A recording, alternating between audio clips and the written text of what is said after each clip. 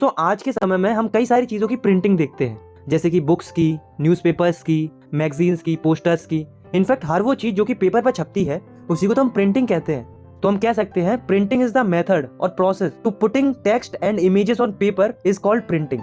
यानी कि प्रिंटिंग एक ऐसा तरीका होता है जिससे टेक्स्ट और इमेजेस को पेपर पर छापा जाता है।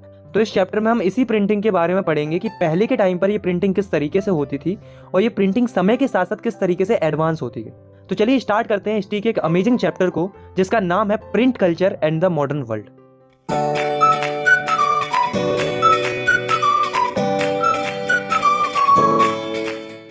पहला टॉपिक है हमारा द फर्स्ट प्रिंटेड बुक। दोस्तों शुरुआती समय में यानी कि आज से बहुत साल पहले प्रिंटिंग की शुरुआत होती है और ये प्रिंटिंग की शुरुआत होती है ईस्ट एशिया से। ईस्ट एशिया में भी 3 देशों से, चाइना, जापान और कोरिया। दोस्तों उस समय पर इन देशों में हैंड प्रिंटिंग चलती थी, मतलब हाथों से ही छपाई होती थी। क्योंकि उस समय पर प्रिंटिंग के लिए कोई मेजर टेक्नोलॉजी नहीं थी, इसलिए जितनी भी छपाई होती थी वो हैंड प्रिंटिंग के थ्रू होती थी। तो हम लिख सकते हैं in earliest time there was only print technology which developed in China, Japan and Korea, that was hand printing. आया समझ में? अब दोस्तों इन तीनों कंट्रीज में से हमें केवल इन 2 कंट्रीज के बारे में पढ़ना है, चाइना एंड जापान, कि इन 2 कंट्रीज में हैंड प्रिंटिंग किस तरीके से होती है। तो चलिए स्टार्ट करते हैं चाइना से। Print in China.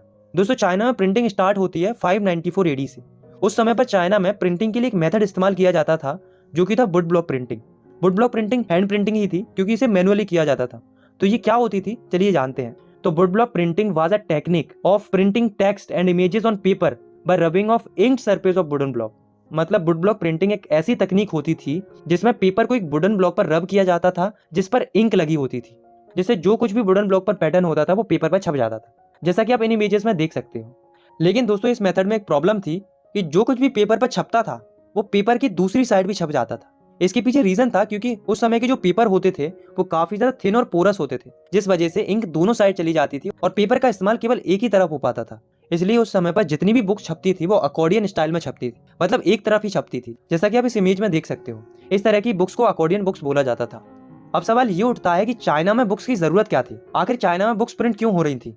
इसके पीछे रीजन था उस समय पर जो चाइना था वो एक इंपीरियल स्टेट था, मतलब वहां पर राजाशाही शासन था। तो वहां का जो राजा था वो एक एग्जाम कंडक्ट करवाता था फॉर अ ब्यूरोक्रेटिक सिस्टम।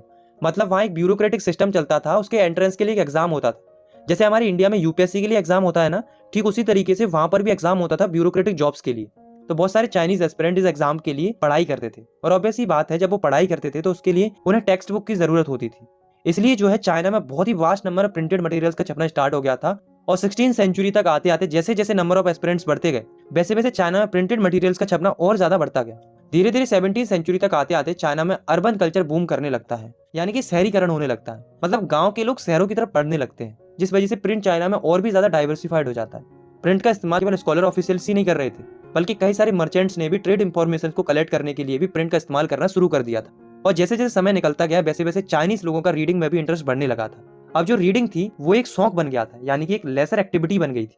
इसलिए चाइना के जो नए नए रीडर्स थे वो अपनी प्रेफरेंसेस देना शुरू कर देते हैं अलग अलग बुक्स के लिए, जैसे कि फिक्शनल नैरेटिव्स के लिए, पोएट्रीज के लिए, ऑटोबायोग्राफीज के लिए, एंथोलॉजीज के लिए, रोमांटिक प्लेस के लिए। इसलिए इस तरह की बुक्स का भी प्रोडक्शन बढ़ने लगा था। और तो और दोस्तों जो अमीर महिलाएं थी चाइना की वो भी किताबों को पढ़ना शुरू कर देती है और कई महिलाएं तो अपनी पोएट्रीज को, प्लेस को, बायोग्राफीज को छपवाना भी शुरू कर देती हैं। लेकिन दोस्तों अभी तक जितनी भी छपाई हो रही थी वो हैंड प्रिंटिंग के थ्रू ही हो रही थी, क्योंकि अभी भी मैकेनिकल प्रिंटिंग नहीं आई थी। लेकिन दोस्तों लेट 19वीं सेंचुरी में चाइना में मैकेनिकल प्रिंटिंग आ जाती है और ये मैकेनिकल प्रिंटिंग आती है वेस्टर्न कंट्री से, यानी कि यूरोप से। और जैसे ही मैकेनिकल प्रिंटिंग चाइना में आती है वैसे ही प्रिंटेड मटेरियल का प्रोडक्शन और तेजी से बढ़ने लगता है और देखते ही देखते संघाई जो है वो एक न्यू प्रिंट कल्चर का हब बन जाता है। तो देखा आपने, जहाँ 19वीं सेंचुरी से पहले चाइना में हैंड प्रिंटिंग चलती थी वहीं 19वीं सेंचुरी के बाद चाइना में मैकेनिकल प्रिंटिंग आ जाती है। Print in Japan. अभी तक हमने देखा कि चाइना में प्रिंट की शुरुआत कैसे हुई थी, लेकिन अब हम देखेंगे कि जापान में कैसे प्रिंट की शुरुआत होती है। तो अराउंड 768-770 एडी बहुत सारे बुद्धिस्ट मिशनरी ट्रेवल करते हैं चाइना से जापान और ये अपने साथ ले जाते हैं हैंड प्रिंटिंग टेक्निक। अब इससे हुआ क्या कि जापान में भी हैंड प्रिंटिंग स्टार्ट हो जाती है और इसी हैंड प्रिंटिंग टेक्निक की मदद से जापान में एक पहली बुक छपती है जिसका नाम था डायमंड सूत्रा। डायमंड सूत्रा जापान की सबसे पुरानी प्रिंटेड बुक थी। इस बुक को लगभग 1868 एडी में पब्लिश किया गया था। इस बुक के अंदर 6 सीट्स थी जिन पर कई सारे टेक्स्ट और वुडकट इलस्ट्रेशन थे। अब आप इस इमेज को देखो, ये डायमंड सूत्रा के एक पेज की इमेज है जो कि हमारी एनसीईआरटी में भी इंक्लूडेड है। अब धीरे धीरे क्या होता है, जापान में भी प्रिंट डाइवर्सिफाइड होने लगता है। जो टेक्सटाइल थे, प्लेइंग कार्ड्स थे, पेपर मनी थी, इनके ऊपर भी छपाई होने लगती है। इन मिडिएबल जापान यानी कि लगभग 13वीं सेंचुरी से 15वीं सेंचुरी का जो पीरियड था उसमें कई सारे पोइट्स और प्रोस राइटर्स भी अपनी बुक्स को रेगुलरली पब्लिश करने लगते हैं, जिस वजह से बुक्स का अमेंडेंट मार्केट में बढ़ने लगता है और बुक्स की कीमतें भी कुछ हद तक सस्ती हो जाती हैं। और अब धीरे धीरे क्या होता है, जापान में विजुअल मटेरियल्स की भी प्रिंटिंग स्टार्ट हो जाती है, यानी कि पेंटिंग वगैरह भी छपना शुरू हो जाती है। लेट 18 सेंचुरी तक आते आते जापान में एक सिटी थी ईडो, जिसे आज के समय में हम टोक्यो के नाम से जानते हैं। उसमें अलग अलग पेंटिंग छपने लगती है जो कि अर्बन कल्चर को डिपिक्ट करती थी। तो इस तरीके से जो जापान की लाइब्रेरीज थी और बुक स्टोर्स थे वो पूरी तरीके से भर जाते हैं हैंड प्रिंटेड मटेरियल से। अब दोस्तों हमें एक व्यक्ति के बारे में पढ़ना है जिनका नाम था कीटागावा उटामारू। इनका जन्म 1753 में ईडो में हुआ था। ये एक फेमस जापानीज आर्टिस्ट थे। इन्होंने क्या किया था, अलग अलग पेंटिंग्स बनाई थी। जैसे कि कुछ पिक्चर्स इन्होंने फ्लोटिंग वर्ल्ड को डिपिक्ट करते हुए बनाई थी, मतलब हम वर्ल्ड को किस नजरिए से देखते हैं इस आधार पर। और कुछ इन्होंने बनाई थी ऑर्डिनरी ह्यूमन एक्सपीरियंस को डिपिक्ट करते हुए, मतलब आम लोग कैसे अपना जीवन जीते हैं। तो इस तरीके की जो आर्ट फॉर्म होती है उसे उकियो बोला जाता है। सेकंड टॉपिक है हमारा प्रिंट कम्स टू यूरोप। इस टॉपिक में हम देखेंगे कि प्रिंट की शुरुआत यूरोप में कैसे होती है। तो जैसा कि हमने पिछले चैप्टर्स में पढ़ा था कि पुराने समय में कई सारे सिल्क रूट्स हुआ करते थे जिसके थ्रू ट्रेड होता था। तो इन्हीं सिल्क रूट के जरिए चाइना से सिल्क और मसाले ही ट्रेवल नहीं करते थे, बल्कि इनके साथ साथ पेपर भी ट्रेवल करता था चाइना से यूरोप में। तो इस तरीके से पेपर भी यूरोप में पहुंचता था, जिस वजह से होता क्या है कि यूरोप में मैन्युस्क्रिप्ट्स बनने लगती हैं, यानी कि हाथों से लिखने वाली किताबें बनने लगती हैं, क्योंकि उस समय पर यूरोप में प्रिंटिंग की टेक्नोलॉजी नहीं आई थी, बस पेपर आ गया था। तो अब सवाल ये उठता है कि प्रिंट की टेक्नोलॉजी आखिर यूरोप में आती कैसे है। तो इटली के एक फेमस एक्सप्लोरर थे जिनका नाम था मार्को पोलो। वो कई सालों से चाइना को एक्सप्लोर कर रहे थे, मतलब चाइना की छानबीन कर रहे थे, कई सारी चीजें सीख रहे थे। ऐसे ही वो चाइना में प्रिंटिंग की टेक्नोलॉजी सीखते हैं। तो 1295 में जब वो चाइना को एक्सप्लोर करने के बाद वापस इटली आते हैं तो वो अपने साथ हैंड प्रिंटिंग टेक्निक लाते हैं, या हम कह सकते हैं वो वुड ब्लॉक प्रिंटिंग टेक्निक लाते हैं। तो इससे होता क्या है, इसी वुड ब्लॉक प्रिंटिंग टेक्निक की मदद से इटली में भी कई सारी बुक्स का प्रिंट होना शुरू हो जाता है। अब दोस्तों उस समय के जो रिच पीपल थे, जिन्हें अरिस्टोक्रेट्स बोला जाता था, मतलब जो राजा के करीबी लोग थे, वो इन प्रिंटेड बुक्स को खरीदना प्रेफर नहीं कर रहे थे, क्योंकि प्रिंटेड बुक्स की पेपर क्वालिटी कमजोर होती थी और ये बुक्स सस्ती होती थी। इसलिए वो ये सोच रहे थे कि अगर उन्होंने इन बुक्स को खरीदा तो उनका स्टैंडर्ड गिर जाएगा। इसलिए इनके लिए एक स्पेशल टाइप ऑफ पेपर पर मैन्युस्क्रिप्ट्स लिखी जाती थी जिन्हें बेलम बोला जाता था। बेलम ऐसे पेपर होते थे जिन्हें जानवरों की स्किन से बनाया जाता था, इसलिए ये एक्सपेंसिव होते थे। वहीं जो स्टूडेंट्स थे और मर्चेंट्स थे वो इन हैंड प्रिंटेड बुक्स के आने से बहुत खुश थे, क्योंकि ये बुक्स सस्ती थी, इसलिए ये इजीली अफोर्ड कर पा रहे थे। लेकिन दोस्तों ये जो हैंड प्रिंटिंग टेक्निक आई थी वो अभी भी यूरोप में इतनी ज्यादा पॉपुलर नहीं हुई थी, जिस वजह से बुक्स की डिमांड ज्यादा थी और सप्लाई कम थी यूरोप के अंदर। तो जो बुक सेलर थे, मतलब किताबें बेचने वाले लोग थे, वो स्क्राइब्स को हायर करने लगते हैं। स्क्राइब्स वो लोग होते हैं जो हाईली स्किल्ड राइटर्स होते हैं, जो एक मैन्युस्क्रिप्ट्स को कॉपी कर कई सारी मैन्युस्क्रिप्ट्स बनाते हैं हाथों से लिखकर। लेकिन दोस्तों इतना सब कुछ करने के बावजूद भी जो हैंड रिटन मैन्युस्क्रिप्ट्स थी वो किताबों की बढ़ती डिमांड को पूरा नहीं कर पा रही थी। इसके पीछे रीजन थे, एक तो मैन्युस्क्रिप्ट्स को लिखना बहुत ज्यादा टाइम कंज्यूमिंग था, क्योंकि आप खुद ही सोचो कि एक एक करके किताबों को कॉपी कर लिखना कितना ज्यादा टाइम कंज्यूमिंग हो सकता है। दूसरा रीजन ये था कि जो कॉपी करने वाले लोग होते थे, यानी कि स्क्राइब्स होते थे, वो बहुत ज्यादा कीमत चार्ज करते थे मैन्युस्क्रिप्ट्स को लिखने के लिए। वहीं दूसरी ओर क्या होता है, जो मार्को पोलो द्वारा लाई गई हैंड प्रिंटिंग टेक्निक थी वो पूरे यूरोप में फैलना शुरू हो जाती है। तो ऐसे में जो बुक सेलर थे उन्हें एक अल्टरनेटिव मिल जाता है हैंड प्रिंटिंग के रूप में, और अब जो बुक्स का प्रोडक्शन था वो इसी वुड ब्लॉक प्रिंटिंग टेक्निक से होने लगता है। लेकिन दोस्तों वुड ब्लॉक प्रिंटिंग भी कुछ ही हद तक बुक्स की डिमांड को पूरा कर पाती है, क्योंकि वुड ब्लॉक प्रिंटिंग थी तो हैंड प्रिंटिंग ही ना, इसलिए अभी भी बहुत ज्यादा रिक्वायरमेंट थी एक ऐसी टेक्नोलॉजी की जिसको मैनेज करना बहुत सस्ता हो और जिससे प्रिंटिंग जल्दी हो सके। तो इस समस्या का हल लेकर आते हैं एक जर्मनी के व्यक्ति जिनका नाम था जॉन गुटेनबर्ग। ये क्या करते हैं, 1930s में दुनिया की पहली मैकेनिकल प्रिंटिंग प्रेस का आविष्कार करते हैं। अब ये थे कौन, इन्होंने ये कैसे किया था, चलिए जानते हैं। Gutenberg and the printing press. दोस्तों जो गुटेनबर्ग थे वो जर्मनी में रहने वाले एक नागरिक थे जो कि एक मर्चेंट के बेटे थे। इनके बहुत बड़े बड़े एग्रीकल्चरल फार्म थे ऑलिव और ग्रेप्स के। तो ये बचपन से ही वाइन प्रेसेस और ऑलिव प्रेसेस को देखते हुए आ रहे थे, मतलब ये ऐसी मशीनों को देखते हुए आ रहे थे जिनसे ऑलिव या ग्रेप्स को प्रेस किया जाता था। इसलिए इन्हें पूरा आइडिया था कि एक नॉर्मल प्रेस कैसे काम करती है। इसके अलावा दोस्तों जो गुटेनबर्ग थे वो एक मास्टर गोल्ड स्मिथ भी बन जाते हैं, मतलब एक अच्छे और परिपक्व सुनार भी बन जाते हैं। इसलिए इन्हें पूरी नॉलेज थी कि ज्वेलरीज को कैसे आकार दिया जाता है। तो ये अपनी इन्हीं दो नॉलेज का यूज करके पहली प्रिंटिंग प्रेस को डेवलप करते हैं। अब ये प्रेस दिखती कैसी थी वो हम इस डायग्राम से समझते हैं। तो ये थी जॉन गुटेनबर्ग की पहली प्रिंटिंग प्रेस। इसमें ऊपर की साइड एक बड़ा सा स्क्रू दिया हुआ था और उस पर एक हैंडल था। इस हिस्से को प्लेटन बोला जाता था और इसको प्रिंट ब्लॉक बोला जाता था, जिस पर पेपर को रखा जाता था और हैंडल को घुमाकर उस पर प्रिंट किया जाता था। तो ये नॉर्मल सा मैकेनिज्म था इस प्रिंटिंग प्रेस का। अब दोस्तों अब आप इस प्लेटन को देखो, इसको अगर हम बॉटम से देखेंगे तो ये कुछ इस तरीके से दिखाई देगा। तो इसमें अलग अलग अल्फाबेटिकल माउल्ड्स का इस्तेमाल किया गया था जिन्हें हम मूव कर सकते थे, मतलब अरेंज कर सकते थे, जिससे जो कुछ भी प्रिंट चाहिए होता था वो आसानी से लिया जा सकता था। इसमें थोड़ी बहुत कमियां थी, बट 1448 तक आते आते गुटेनबर्ग अपनी प्रिंटिंग प्रेस को पूरी तरीके से तैयार कर लेते और इस प्रिंटिंग की मदद से जो पहली बुक छपी थी उसका नाम था बाइबल। बाइबल की 3 सालों में लगभग 180 कॉपीज प्रोड्यूस की जाती है। अगर हम उस समय को ध्यान में रखकर बात करें तो ये बाकी प्रिंटिंग की फील्ड में एक बहुत बड़ा अचीवमेंट था। अब दोस्तों ऐसा नहीं था कि प्रिंटिंग प्रेस के आने की वजह से हाथों का काम बिल्कुल ही खत्म हो गया हो, बल्कि किताबों के प्रिंट होने के बाद भी जो किताबों के ऊपर जो कलाकारी करनी होती थी वो अभी भी हाथों से ही होती थी। जैसे कि जो पेज के बॉर्डर बनाए जाते थे वो अभी भी हाथों से ही बनाए जाते थे, या फिर बॉर्डर पर जो डिजाइन वगैरह देना होता था वो भी हाथों से ही दिया जाता था। इसके अलावा जो खाली जगह होती थी वहां पर कोई पैटर्न या इमेजेस बनानी होती थी वो सब हाथों से ही पेंट की जाती थी।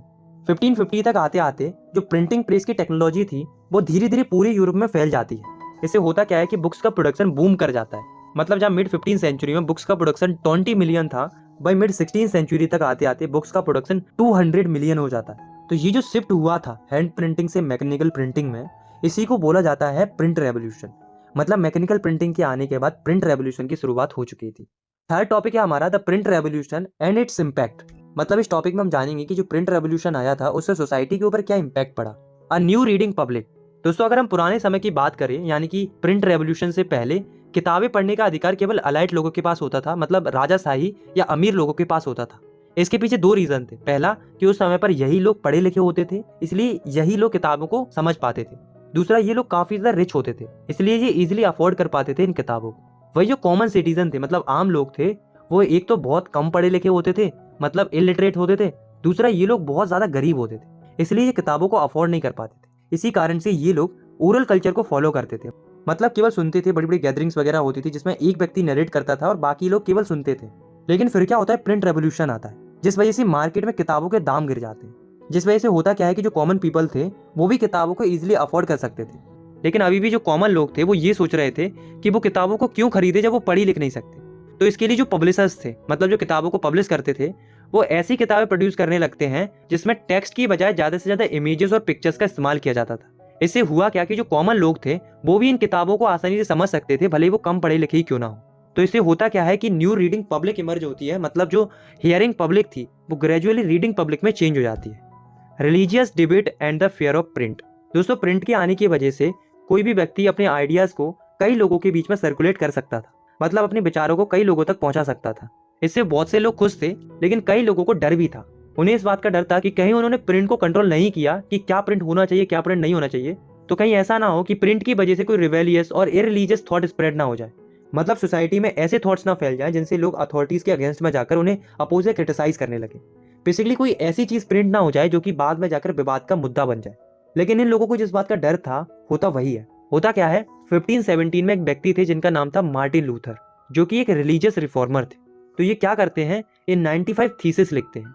इसमें मार्टिन लूथर क्रिटिसाइज करते हैं रोमन कैथोलिक चर्च को, मतलब रोमन कैथोलिक चर्च की जो अलग अलग रिचुअल प्रैक्टिसेस फॉलो की जाती थी उस समय पर, उनको अपोज करते हैं अपनी 95 थीसिस की मदद से। और क्या करते हैं, ये ओपन चैलेंज करते हैं चर्च को कि दम है तो आओ और मेरे से डिबेट करो इस मुद्दे के ऊपर। देखते ही देखते इनकी राइटिंग की कई सारी कॉपीज प्रोड्यूस होने लगती हैं और कई सारे लोग 95 थीसिस को पढ़ने लगते हैं, जिस वजह से कई सारे लोग इनकी सपोर्ट में आ जाते हैं। और इस कारण से एक नया ग्रुप फॉर्म होता है प्रोटेस्टेंट का। मतलब अब जो चर्च था वो 2 ग्रुप्स में बट गया था, कैथोलिक और प्रोटेस्टेंट में। तो देखा आपने कि प्रिंट की वजह से कितना बड़ा चेंज आ गया क्रिश्चियन सोसाइटी में। मतलब प्रिंट में बहुत पावर होती है, ये तो हमें मानना पड़ेगा। इनफैक्ट जो मार्टिन लूथर थे वो भी स्वयं ये कहते थे कि print is the ultimate gift of God and the greatest one. मतलब मार्टिन लूथर कहते थे कि प्रिंट भगवान का दिया हुआ एक परम उपहार है और सबसे बड़ा उपहार है।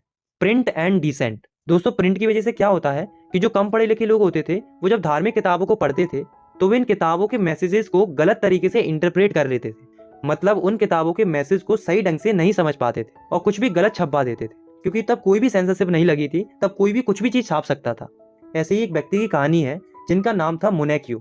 ये इटली के एक मिलर थे जो कि एक मिल में काम करते थे। तो ये क्या करते हैं, अपनी लोकेलिटी की अलग अलग किताबों को पढ़ना शुरू कर देते हैं। इसी बीच क्या होता है, ये बाइबल को भी पढ़ते हैं और ये बाइबल के मैसेज को गलत तरीके से इंटरप्रेट कर लेते हैं और बाइबल के मैसेज को अपोज करते हुए कुछ गलत लिख देते हैं और छपवा देते हैं। इससे क्या होता है, रोमन कैथोलिक चर्च के सेंटीमेंट्स हर्ट हो जाते हैं और वो इन्हें 2 बार पूछताछ के लिए बुलाते हैं और आखिर में इन्हें एक्साइल कर दिया जाता है, यानी कि मार दिया जाता है। तो इन सब बातों को नोटिस करते हुए रोमन कैथोलिक चर्च को ये रियलाइज होता है कि सेंसरशिप लगाना जरूरी है, तभी लोगों को कुछ गलत छापने से रोका जा सकता है। तो इसके लिए 1558 में एक प्रोहिबिटेड बुक्स का इंडेक्स तैयार किया जाता है, यानी कि एक लिस्ट तैयार की जाती है रोमन कैथोलिक चर्च के द्वारा, जिसमें बताया गया था कि किन किन बुक्स का पब्लिश करना प्रोहिबिटेड है, यानी कि वर्जित है। फोर्थ टॉपिक है हमारा द रीडिंग मानिया। दोस्तों 17th और 18th सेंचुरी में यूरोप में लिटरेसी रेट तेजी से बढ़ रही थी, क्योंकि जो चर्चेस थे उन्होंने अलग अलग विलेजेस में स्कूल्स खोलने शुरू कर दिए थे। 18th सेंचुरी के एंड तक आते आते यूरोप की लिटरेसी रेट 60 to 80% तक बढ़ जाती है, जिस वजह से लोग रीडिंग के लिए पागल हो जाते हैं। यानी कि हर कोई व्यक्ति अब पढ़ना चाह रहा था, यानी कि सोसाइटी में रीडिंग के लिए कंपटीशन बढ़ने लगा था। इसके अलावा यूरोप में सस्ती लिटरेचर छपने लगी थी, जैसे कि एल्मेनिक्स यानी कि जो रिचुअल कैलेंडर्स होते थे उन्हें एल्मेनिक्स बोला जाता था। तो एल्मेनिक्स छपने लगते हैं, बैलेट्स और फोकटेल छपने लगती हैं, इंग्लैंड में चैप बुक छपने लगती हैं, फ्रांस में बिब्लियोथिक ब्लू छपने लगती है। ये बेसिकली पॉकेट साइज की छोटी छोटी बुक्स होती थी जिन्हें कैरी करना आसान होता था, प्लस ये काफी सस्ती होती थी। तो इस तरीके की बुक्स भी काफी छपने लगी थी। 18th सेंचुरी के आते आते न्यूज़पेपर्स और जर्नल्स भी मार्केट में आने लगे थे, बट उस समय पर इन न्यूज़पेपर्स में केवल वॉर और ट्रेड से रिलेटेड ही खबरें आती थी। इन सब के अलावा जो अलग अलग साइंटिस्ट और फिलोसफर थे, जैसे कि आइजैक न्यूटन, पेन बुटायर, रूसो, इन सब के जो आइडियाज और थ्योरीज थी वो भी वाइड नंबर में प्रिंट होने लगी थी, जिस वजह से लोग इनको पढ़ने में भी इंटरेस्ट जता रहे थे। तो यहाँ तक हमने इस टॉपिक पे जो कुछ पढ़ा, तो अगर मैं उसे समराइज करूँ तो हमें रीडिंग मानिया क्यों देखने को मिला, मतलब रीडिंग के प्रति पागलपन क्यों देखने को मिला। तो ऐसा इसलिए क्योंकि लिटरेसी रेट बढ़ जाती है, जिस वजह से लोगों को कुछ ना कुछ तो चाहिए था पढ़ने के लिए। दूसरा, मार्केट में छोटी बड़ी रंग बिरंगी किताबें आने लगती हैं, यानी कि different types of printed materials आने लगते हैं, जिस वजह से लोग इन किताबों के ऊपर टूट पड़ते हैं। तो ये जो पागलपन था, कंपटीशन था, इंटरेस्ट था रीडिंग के लिए, इसी को बोला जाता है reading mania. Tremble therefore tyrants of the world. दोस्तों, मिड 18th सेंचुरी तक लोगों को प्रिंट के ऊपर बहुत ज्यादा भरोसा हो गया था। लोग ये सोच रहे थे कि प्रिंट की वजह से सोसाइटी में प्रोग्रेस एंड एनलाइटमेंट देखने को मिलेगा, और लोगों को देखने को भी मिल रहा था। लोगों का ये भी मानना था कि किताबों की मदद से पूरे वर्ल्ड को चेंज किया जा सकता है और सोसाइटी को डेस्पोटिज्म से आजाद कराया जा सकता है। डेस्पोटिज्म मतलब एक ऐसे सिस्टम से आजाद कराया जा सकता है जिसमें एक ही व्यक्ति के पास पूरी पावर होती थी, जैसे कि मोनार्की। ऐसे ही फ्रांस के एक नोवेलिस्ट थे जिनका नाम था लुइस सेबेस्टियन मेर्सियर। उनका मानना भी यही था कि the printing press is the most powerful engine of progress and public opinion is the force that will sweep despotism away. मतलब लुइस सेबेस्टियन मार्सियर बोलते हैं कि प्रिंटिंग प्रेस लोगों की प्रोग्रेस का और लोगों के ओपिनियंस का एक पावरफुल इंजन है जो कि दुनिया के डेस्पोटिज्म को पूरी तरीके से खत्म कर देगा। और दूसरी बात, लुइस सेबेस्टियन बोलते हैं tremble therefore tyrants of the world, tremble before the virtual writers. मतलब लुइस सेबेस्टियन दुनिया के अलग अलग डेस्पोटिक मोनार्क, यानी कि जो जालिम और क्रूअल राजा थे उस समय के, उनकी तरफ इशारा करते हुए कहते हैं कि जितनी भी दुनिया के डेस्पोटिक मोनार्क हैं वो डरो, कांपो और थरथराओ, क्योंकि अब जो है वो ब्रिचुअल राइटर का दौर आ गया है, यानी कि लिखने वालों का दौर आ गया है। क्योंकि अगर राइटर्स ने कुछ भी राजा के अगेंस्ट में लिख दिया और वो बात प्रिंट होकर लोगों में फैल गई, तो लोग राजा के खिलाफ में विद्रोह कर देंगे और राजा के सिस्टम को पूरी तरीके से नष्ट कर देंगे। और दोस्तों ऐसा हुआ भी। दोस्तों, जो फ्रांस रेवोल्यूशन हुआ था उसमें प्रिंट का काफी बड़ा रोल था। तो चलिए जानते हैं कि फ्रांस रेवोल्यूशन में प्रिंट का क्या रोल था। Print culture and the France revolution. दोस्तों, बहुत सारे हिस्टोरियंस ऐसा आर्ग्यू करते हैं कि जो फ्रांस रेवोल्यूशन हुआ था वो प्रिंट कल्चर के आने की वजह से ही हुआ था। अब हिस्टोरियंस ऐसा क्यों कहते हैं, इसके पीछे 3 रीजन है। बेसिकली वो इसके पीछे 3 आर्ग्यूमेंट देते हैं। पहला, print popularise the ideas of the enlightenment thinker. मतलब प्रिंट की वजह से जो पॉपुलराइज थिंकर्स थे, यानी कि फिलोसफर थे, उनके आइडियाज लोगों में पॉपुलराइज होने लगे थे। जैसे कि 2 फेमस फिलोसफर थे, वॉलेटियर एंड रूसो। ये क्या करते थे, ये अटैक करते थे चर्च की अथॉरिटीज को और डेस्पोटिक पावर्स को अपनी राइटिंग की मदद से। दूसरा रीजन था, print created a new culture of dialogues and debates. मतलब फ्रांस में प्रिंट के आने की वजह से लोगों में डिबेट और डिस्कशन होने लगा था। मतलब लोग आपस में डिस्कशन करने लगे थे, जिससे उन्हें ये समझ में आने लगा था कि क्या सही है और क्या गलत है। इसलिए लोग जो एग्जिस्टिंग आइडियाज और बिलीफ थे जो कि पुराने समय से चले आ रहे थे, उन्हें क्वेश्चन करने लगे थे। तीसरा रीजन था, आपको पता है दोस्तों, हमने पिछली क्लास में पढ़ा था कि जो फ्रांस की सोसाइटी थी वो 3 ग्रुप्स में बटी हुई थी, clergy, nobility and commoners. Clergy में आते थे चर्च के लोग, नोबिलिटी में आते थे राजा और राजा के संबंधी लोग, और कॉमनर्स में आते थे आम लोग जैसे कि किसान और मजदूर। तो जो क्लर्जी और नोबिलिटी लोग थे, इनके पास बहुत पैसा था, ये बहुत ही ऐशो आराम से अपना जीवन जीते थे, प्लस इन्हें कोई टैक्स भी नहीं देना पड़ता था। वही जो कॉमनर्स थे वो बहुत गरीब थे और इनका जो जीवन था वो बहुत परेशानी में था, प्लस इनको टैक्स भी भरना पड़ता था। तो भाई 1780s क्या होता है, ऐसी कई सारी लिटरेचर्स पब्लिश होती हैं जो कि कॉमनर्स को सपोर्ट करती थी और उन्हें प्रेरित करती थी कि देखो तुम्हारे साथ कितना अत्याचार हो रहा है, तुम सो गरीबी में टैक्स देकर अपना जीवन गुजार रहे हो, वहीं ये क्लर्जी और नोबिलिटी लोग ऐसो आराम से अपना जीवन जी रहे हैं। तो इस तरीके की लिटरेचर जब पब्लिश होती हैं तो आम जनता में आग लग जाती है और फिर इसी की वजह से फ्रांस में रेवोल्यूशन देखने को मिलता है। तो ये 3 आर्ग्यूमेंट्स हैं हिस्टोरियंस के, जो कि सीधा सीधा ये स्पष्ट करते हैं कि जो ये फ्रांस रेवोल्यूशन हुआ था उसमें प्रिंट कल्चर का एक बहुत बड़ा इंपैक्ट था। नेक्स्ट टॉपिक है हमारा द 19th सेंचुरी। इस टॉपिक में हम देखेंगे कि 19th सेंचुरी में प्रिंट कल्चर किस तरीके से फैलता है और क्या क्या चेंजेस होते हैं। तो दोस्तों 19th सेंचुरी में लिटरेसी रेट तेजी से बढ़ रही थी, जिस वजह से न्यू रीडर्स इमर्ज हो रहे थे। अब चिल्ड्रंस भी किताबें पढ़ रहे थे, वुमेन्स भी किताबें पढ़ रही थी, जहाँ तक कि वर्कर्स भी किताबें पढ़ रहे थे। अब हम देखते हैं कि प्रिंट कल्चर की वजह से चिल्ड्रन के लिए क्या क्या चेंजेस हो रहे थे ड्यूरिंग 19th सेंचुरी। तो 19th सेंचुरी में बच्चों के लिए स्कूल टेक्स्ट बुक का प्रोडक्शन तेजी से बढ़ने लगा था। दूसरा 1857 में फ्रांस में स्पेशली बच्चों के लिए ही एक चिल्ड्रंस प्रेस सेटअप की जाती है, जिसकी मदद से बच्चों के लिए नई व पुरानी फेरी टेल्स छापी जाती थी। तीसरा, जर्मनी में दो भाई थे जिनको ग्रिम्स ब्रदर्स बोला जाता है। तो ये क्या करते थे, ये अलग अलग ट्रेडिशनल फॉकटेल्स को इकट्ठा करते थे और बच्चों के लिए स्पेशल एडिशंस तैयार करते थे। और तो और दोस्तों, जो अनसुटेबल चीजें होती थी बच्चों के लिए, जैसे कोई वल्गर कंटेंट हो गया, तो ऐसी चीजों का इलाइट लोग विशेष तौर पर ध्यान रखते थे कि बच्चों के लिए कोई ऐसी चीज प्रिंट नहीं होनी चाहिए जो कि बच्चों के लिए अनसुटेबल हो। तो बच्चों के कंटेस्ट में 19वीं सेंचुरी में यही सब देखने को मिल रहा था। तो अब हम देखते हैं कि 19वीं सेंचुरी में वुमेन्स के लिए क्या हो रहा था। तो 19वीं सेंचुरी में वुमेन्स रीडर्स भी थी और राइटर्स भी थी, मतलब किताबें पढ़ती भी थी और किताबें लिखती भी थी। 19वीं सेंचुरी में स्पेशली महिलाओं के लिए ऐसी मैगजीन छपती थी जो कि बिहेवियर और हाउस कीपिंग को दर्शाती थी, मतलब महिलाओं को घरों में कैसे कामकाज करने चाहिए और कैसे रहना चाहिए, इस आधार पर कई सारी मैगजीन छपती थी जो कि महिलाओं को बहुत पसंद आती थी। इन सबके अलावा 19वीं सेंचुरी में कई सारी महिलाएं नोवेलिस्ट राइटर्स भी रही थी, यानी कि बहुत फेमस किताबें लिखने वाली महिलाएं भी थी, जैसे कि Jane Austen, the Bronte sister, George Eliot. तो ये फेमस नोवेलिस्ट राइटर्स थी उस समय की, जिन्होंने बहुत अच्छी अच्छी नोवेल लिखी थी। तो 19वीं सेंचुरी में महिलाओं का एक नया रूप देखने को मिला जो कि विल, स्ट्रेंथ और डिटर्मिनेशन से भरा हुआ था। तो अब हम देखते हैं कि वर्कर्स का क्या सीन था 19वीं सेंचुरी में। तो वर्कर्स के लिए कई सारी लैंडिंग लाइब्रेरीज आ चुकी थी। लैंडिंग लाइब्रेरीज मतलब ऐसी लाइब्रेरीज आ चुकी थी जो कि किताबें किराए पर देती थी। इससे होता क्या है कि जो गरीब लोग थे, जो कि किताबें अफोर्ड नहीं कर सकते थे, जैसे कि व्हाइट कॉलर वर्कर्स हो गए, आर्टिसंस हो गए, लोअर मिडिल क्लास पीपल हो गए, तो ये लोग भी किताबें रेंट पर लेकर किताबें पढ़ सकते थे। तो इससे होता क्या है कि जो वर्कर्स थे वो सेल्फ एजुकेटेड होने लगते हैं, मतलब स्वयं से पढ़ने लिखने लगते हैं। अब वर्कर्स न केवल किताबें पढ़ रहे थे बल्कि कई सारी किताबें स्वयं से लिख भी रहे थे, जैसे कि वर्कर्स कई सारे पॉलिटिकल ट्रैक्ट्स को लिखते हैं और साथ ही कई सारी ऑटोबायोग्राफीज लिखते हैं। फर्दर इनोवेशन, अब हम देखते हैं कि 19वीं सेंचुरी में प्रिंटिंग की फील्ड में क्या क्या इनोवेशंस आते हैं, मतलब प्रिंटिंग की टेक्नोलॉजी में क्या क्या बदलाव आते हैं। तो जैसा कि आपको पता है कि पहली मैकेनिकल प्रिंटिंग प्रेस कौन सी थी, जो कि गुटनबर्ग ने बनाई थी, यानी कि गुटनबर्ग प्रिंटिंग प्रेस, जो कि बहुत पहले बनकर तैयार हो गई थी। लेकिन 19वीं सेंचुरी में क्या होता है, कई और तरह की प्रिंटिंग प्रेस इन्वेंट होती है, जैसे कि न्यूयॉर्क के एक व्यक्ति थे जिनका नाम था रिचार्ड एम हुई, जो कि एक सिलेंड्रिकल प्रेस को इन्वेंट करते हैं, जो कि पावर ड्रिवन थी, यानी कि बिजली से चलने वाली थी। इस प्रेस की खास बात यह थी कि ये प्रेस इतनी फास्ट थी कि इससे एक घंटे में लगभग 8000 कॉपीज प्रिंट की जा सकती थी। इसी तरीके से एक और प्रेस इन्वेंट होती है जो कि थी ऑफसेट प्रेस। इस प्रेस की खास बात यह थी कि इससे एक ही बार में 6 कलर प्रिंट किए जा सकते थे। और तो और दोस्तों, 20वीं सेंचुरी तक आते आते लगभग सारी प्रिंटिंग प्रेस इलेक्ट्रिकली ऑपरेटेड हो जाती है, यानी कि बिजली से चलने वाली प्रेसेस में बदल जाती है। प्रिंटिंग प्रेसेस के अलावा भी कई और चीज़ों में भी बदलाव देखने को मिलता है, जैसे कि पेपर फीडिंग में इंप्रूवमेंट आता है, प्रेस की प्लेट की क्वालिटी इंप्रूव होती है। इसके अलावा ऑटोमेटिक पेपर रील इंट्रोड्यूस होती है, फोटो इलेक्ट्रिक कंट्रोल इंट्रोड्यूस होता है, किताबों के लिए जैकलेट्स आने लगती हैं, यानी कि कवर्स आने लगते हैं। इस तरह की और भी कई सारी चीज़ें डेवलप होती हैं। नेक्स्ट टॉपिक है हमारा India and the world of print. इस टॉपिक में हम जानेंगे कि प्रिंट की शुरुआत इंडिया में कैसे होती है और कब होती है, और हम ये भी जानेंगे कि प्रिंट के आने से पहले इंडिया में किस तरीके से राइटिंग होती थी। Manuscripts before the age of print. तो दोस्तों, हमारी इंडिया में प्रिंट के आने से पहले मैन्युस्क्रिप्ट्स लिखी जाती थी, मतलब हाथों से किताबें लिखी जाती थी, जो कि कई सारी अलग अलग वर्नाकुलर लैंग्वेजेस में होती थी, जैसे कि Arabic and Sanskrit. In manuscripts को लिखने के लिए पाम लीव्स और हैंडमेड पेपर्स का इस्तेमाल किया जाता था। और तो और दोस्तों, मैन्युस्क्रिप्ट्स को लंबे समय तक प्रिजर्व करने के लिए उन पर वुडन कवर्स चढ़ाए जाते थे, या फिर मैन्युस्क्रिप्ट्स के सारे पेपर्स को एक साथ स्टिच कर दिया जाता था, यानी कि सिल दिया जाता था।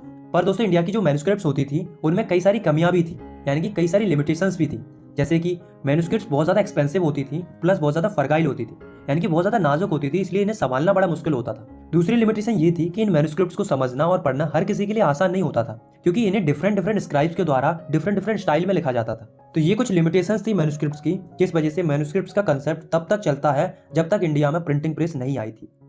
Print comes to India. तो अब हम ये देखते हैं कि इंडिया में प्रिंटिंग प्रेस आखिर आती कैसे है और इसे कौन लेकर आता है। तो मिड 16वीं सेंचुरी में कई सारे पोर्टुगीज और मिशनरी लोग गोवा आते हैं और ये अपने साथ इंडिया में पहली बार प्रिंटिंग प्रेस लेकर आते हैं। तो जैसे ही इंडिया में प्रिंटिंग प्रेस आती है, वैसे ही बुक्स की प्रिंटिंग स्टार्ट हो जाती है। 1674 तक आते आते इंडिया में 50 books Konkan and Kannada language में छप जाती हैं। इसके अलावा इंडिया में जो कैथोलिक प्रीस्ट आए थे वो क्या करते हैं, इंडिया में पहली तमिल और मलयालम बुक प्रिंट करते हैं। और 1710 तक आते आते इंडिया में जो डच मिशनरीज आए थे वो भी इंडिया में 32 तमिल टेक्स्ट प्रिंट करते हैं। लेकिन दोस्तों, अभी तक जो भी प्रिंटिंग हो रही थी इंडिया में वो सब रीजनल लैंग्वेजेस में हो रही थी, कोई भी चीज़ इंग्लिश लैंग्वेज में प्रिंट नहीं हो रही थी। लेकिन 1780 के बाद इंडिया में इंग्लिश प्रिंटिंग स्टार्ट होने लगती है। अब कैसे स्टार्ट होती है, तो एक आयरिश व्यक्ति थे जिनका नाम था जेम्स अगस्टस हिकी। तो ये क्या करते हैं, पहली इंग्लिश मैगजीन प्रिंट करते हैं इंडिया के अंदर, जिसका नाम था बंगाल गैजेट। ये वीकली मैगजीन थी जो कि हर हफ्ते आती थी। इस मैगजीन में हिकी अलग अलग एडवर्टाइजमेंट्स को पब्लिश करते थे और कॉलोनियल गवर्नमेंट के इंपोर्ट और सेल्स ऑफ स्लैब्स के बारे में बताते थे और तो और ईस्ट इंडिया कंपनी के ऑफिशियल्स के बारे में भी बहुत सारी बातें पब्लिश करते थे। तो उस समय के इंडिया के जो गवर्नर जनरल थे वॉरेन हेस्टिंग, वो परेशान थे हिकी की इस मैगजीन की वजह से, क्योंकि इससे ईस्ट इंडिया कंपनी की इमेज डाउन हो रही थी। इसलिए Warren Hasting James Augustine Hicky को प्रोसिक्यूटेड करवा देते हैं, यानी कि जेल में डलवा देते हैं। और वॉरेन हेस्टिंग न्यूज़पेपर और मैगजीन वालों से कहते हैं कि कंपनी के बारे में छापना है तो छापो, पर ऐसी चीज छापो जिससे कंपनी की इमेज बढ़नी चाहिए, ना कि घटनी चाहिए। धीरे धीरे 18वीं सेंचुरी के एंड तक आते आते इंडिया के खुद के न्यूज़पेपर भी पब्लिश होने लगते हैं, जिसमें से पहला वही था बंगाल गैजेट। पहले वाले और इसमें अंतर यह था कि उसे शुरू किया गया था एक आयरिश मैन के द्वारा, जो कि एक अंग्रेज था, और इसे शुरू किया गया था हमारी इंडिया के ही एक व्यक्ति के द्वारा, जिनका नाम था गंगाधर भट्टाचार्य, जो कि राम मोहन रॉय के काफी करीब थे। नेक्स्ट टॉपिक है हमारा रिलीजियस रिफॉर्म एंड डिबेट्स। दोस्तों 19वीं सेंचुरी की शुरुआत से ही रिलीजियस इश्यूज के ऊपर इंटेंस डिबेट होना स्टार्ट हो गई थी, यानी कि धार्मिक मुद्दों के ऊपर बहस होना शुरू हो गई थी। और ये जो डिबेट थी वो पब्लिकली भी हो रही थी और प्रिंट के थ्रू भी हो रही थी।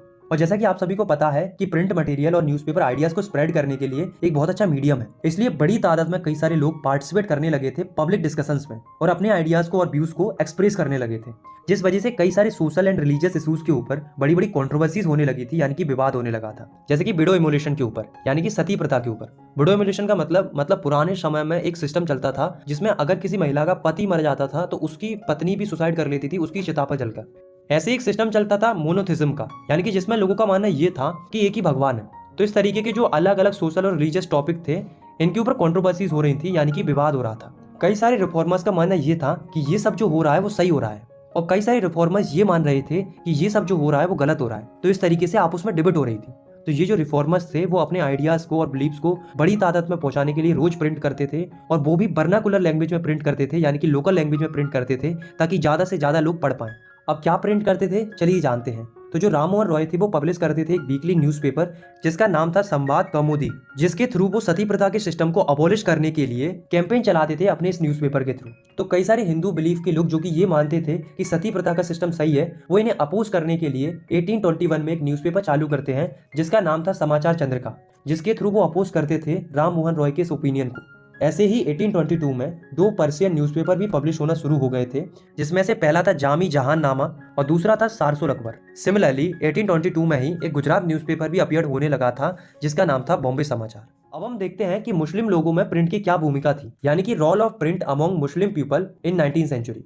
तो अगर हम नॉर्थ इंडिया की बात करें तो मुस्लिम डायनेस्टी के खत्म होने के बाद जो मुस्लिम लोग थे वो बहुत ज्यादा डर रहे थे।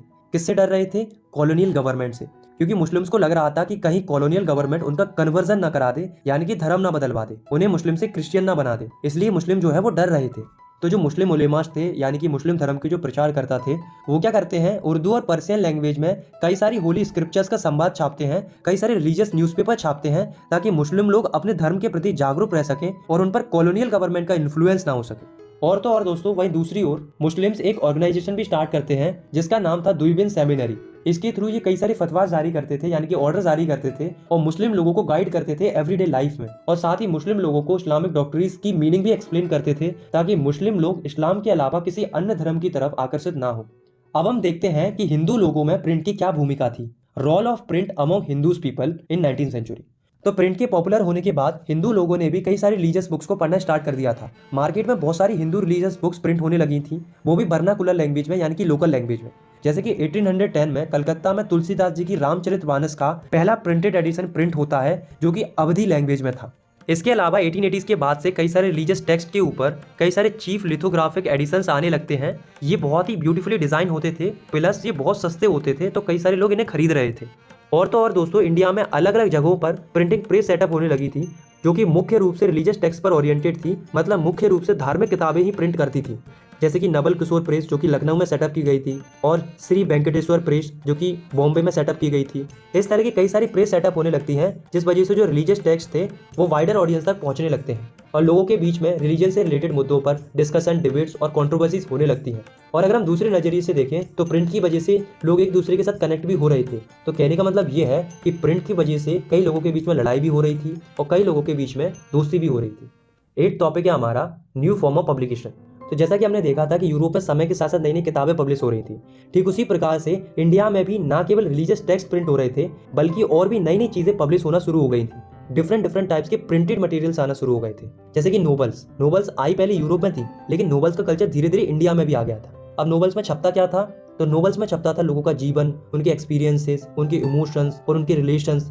इन विषयों पर जो है इंडिया में भी नोवेल छपना शुरू हो गई थी और इंडिया में अलग अलग लिटरेसी फॉर्म आने लगी थी, जिसमें लिरिक्स होते थे, शॉर्ट स्टोरीज होती थी, ऐसे होते थे। इस तरह की कई सारी लिटरेचर्स आने लगी थी जो कि लोगों के जीवन और भावनाओं पर आधारित होती थी।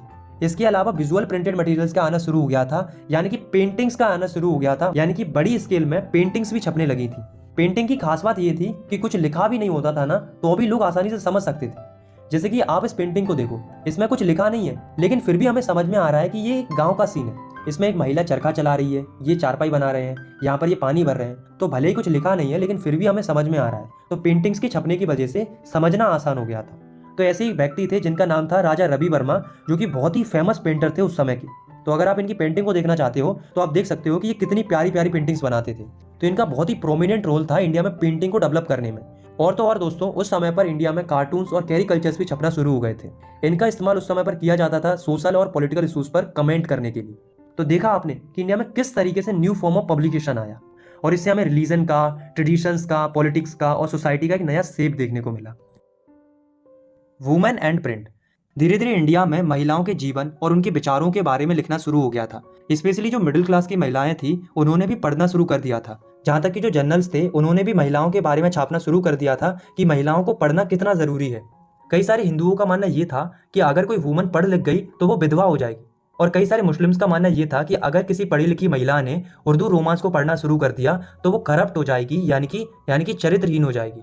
पर ऐसा नहीं था। हम सब जानते हैं कि पढ़ने लिखने से किसी भी महिला का जीवन खराब नहीं हो सकता, बल्कि बेहतर ही हो सकता है। पर क्या करें, उस समय के जो लोग थे उनकी मेंटलिटी ऐसी थी कि वो महिलाओं को पढ़ते हुए नहीं देख सकते थे।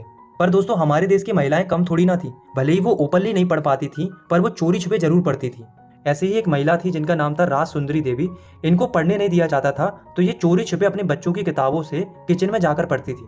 तो इस तरीके से उन्होंने पढ़ना सीखा और बाद में जाकर 1876 में उन्होंने अपनी ऑटोबायोग्राफी लिखी, जिसका नाम था अमर जीवन, जो कि बंगाली लैंग्वेज में लिखी गई थी। तो ये जो ऑटोबायोग्राफी थी वो भारत की पहली ऐसी ऑटोबायोग्राफी थी जिसे एक महिला के द्वारा लिखा गया था।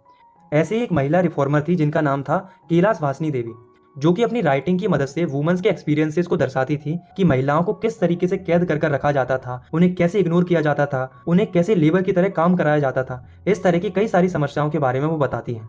इसी तरीके से ताराबाई शिंदे और पंडिता रामाबाई ये भी कई सारी बातें लिखती हैं अपर क्लास हिंदू महिलाओं के जीवन पर आधारित। पंडिता रामाबाई ये भी कई सारी बातें लिखती हैं अपर क्लास हिंदू महिलाओं के जीवन पर आधारित। स्पेशली जो विधवा औरतें थी उनके जीवन के बारे में लिखती हैं कि उनकी कंडीशन कैसी होती थी। तो देखा आपने कि कैसे महिलाएं प्रिंट की मदद से अपनी आवाज जनता तक पहुंचा रही थी। अब धीरे धीरे क्या होता है, 1870s के बाद से हिंदी प्रिंटिंग शुरू हो जाती है और महिलाओं के एजुकेशन के सपोर्ट में कई सारी चीजें छपने लगती हैं। कई सारे जर्नल्स भी छपने लगते हैं, डिबेट और डिस्कशन होने लगते हैं कई इशूज के ऊपर, जैसे कि women education, widowhood, window remarriage, इन विषयों के ऊपर चर्चा होने लगती है। और तो और महिलाओं के जीवन को आसान बनाने के लिए ऐसी कई सारी बुक छपने लगती हैं, जैसे कि स्त्री धर्म विचार, जो कि राम चड्ढा के द्वारा लिखी गई थी। इसमें उन्होंने बताया था कि महिलाएं एक आइडियल वाइफ कैसे बन सकती हैं। Print and poor people. 19th century तक आते आते मार्केट में सस्ती किताबें आ चुकी थी और इंडिया की जो पब्लिक लाइब्रेरीज थी वो पूरी तरीके से भर चुकी थी अर्ली 20th सेंचुरी तक। इसलिए जो गरीब लोग थे वो भी आसानी से किताबें पढ़ रहे थे। पर उस समय पर जो गरीब लोग थे वो एक बहुत बड़ी समस्या से गुजर रहे थे, जो कि थी कास्ट डिस्क्रिमिनेशन। मतलब जाति को लेकर उस समय पर काफी ज्यादा भेदभाव होता था। तो कई सारे लोग आवाज उठाते हैं इस कास्ट डिस्क्रिमिनेशन के अगेंस्ट में, जैसे कि ज्योतिबा फुले। इन्होंने क्या किया था, 1871 में एक किताब लिखी थी जिसका नाम था गुलामगिरी, जिसमें वो बताते हैं कि कैसे आम लोगों को कास्ट के बेसिस पर इनजस्टिस फेस करना पड़ता था। ऐसे ही B.R. अम्बेडकर जी थे और E.V. रामास्वामी जी थे। ये भी कास्ट के ऊपर काफी बातें लिखते थे। इनकी जो राइटिंग होती थी वो पूरी इंडिया में पढ़ी जाती थी।